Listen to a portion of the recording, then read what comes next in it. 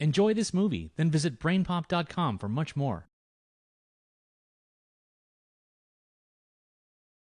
Don't try to frighten us with your sorcerer's ways, Lord Vader. Your sad, your sad line? Oh, right. Your sad devotion to that ancient religion has not helped you conjure up the stolen data tapes, or given you clairvoyance enough to find the rebels hidden for...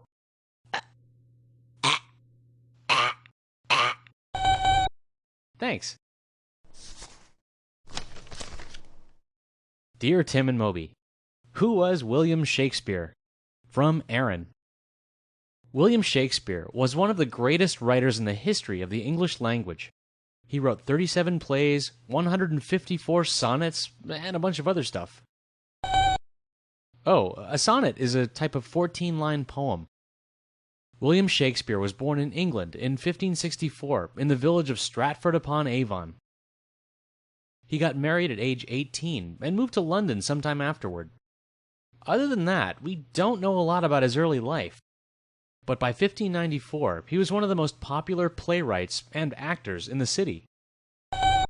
Yep, he was an actor as well as a writer. Shakespeare's history plays told the stories of kings and rulers from days gone by. Like Richard III, an evil hunchback who plotted to usurp the throne of England. And Henry V, a warrior prince who led the English army to glory on the battlefield. You're bored? Come on, these plays have got intrigue, violence, romance. What more could you want? You like comedies? Well, Shakespeare wrote plenty of them too. They poke fun at human weaknesses, especially love, and usually end up with a marriage or celebration. In A Midsummer Night's Dream, fairies play magical pranks on some people lost in the woods.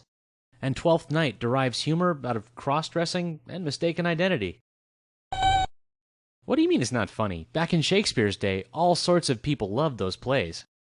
So, in 1599, his acting company, the Lord Chamberlain's Men, built a brand new theater for them.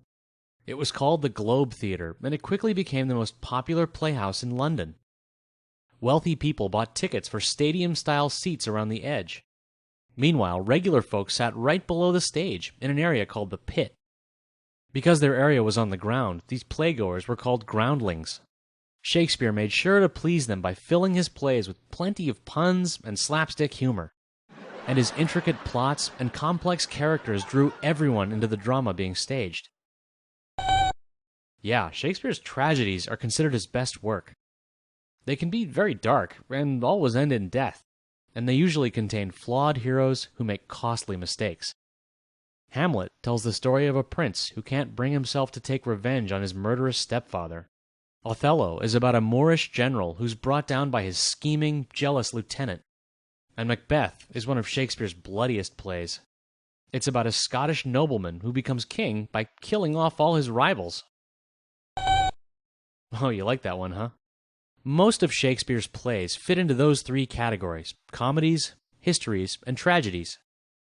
And a fourth category, the tragicomedies, or romances, have elements of both tragedy and comedy in them. Like The Tempest, about an island ruled by an angry sorcerer.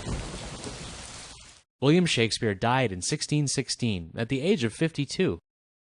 But his plays are still performed everywhere around the world. They've remained popular because they reflect truths about human nature that apply to every time and place. That's why you'll often see versions of Shakespearean plays with unusual settings. You know, like a version of Macbeth set in the army, or a Romeo and Juliet in a modern American high school. Hey, let's get back to practicing my lines. The play's on in 2 weeks.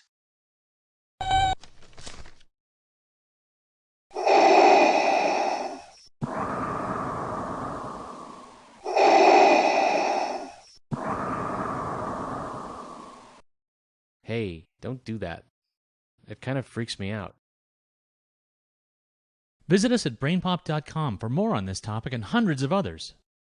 You'll find movies, games, quizzes, and activities.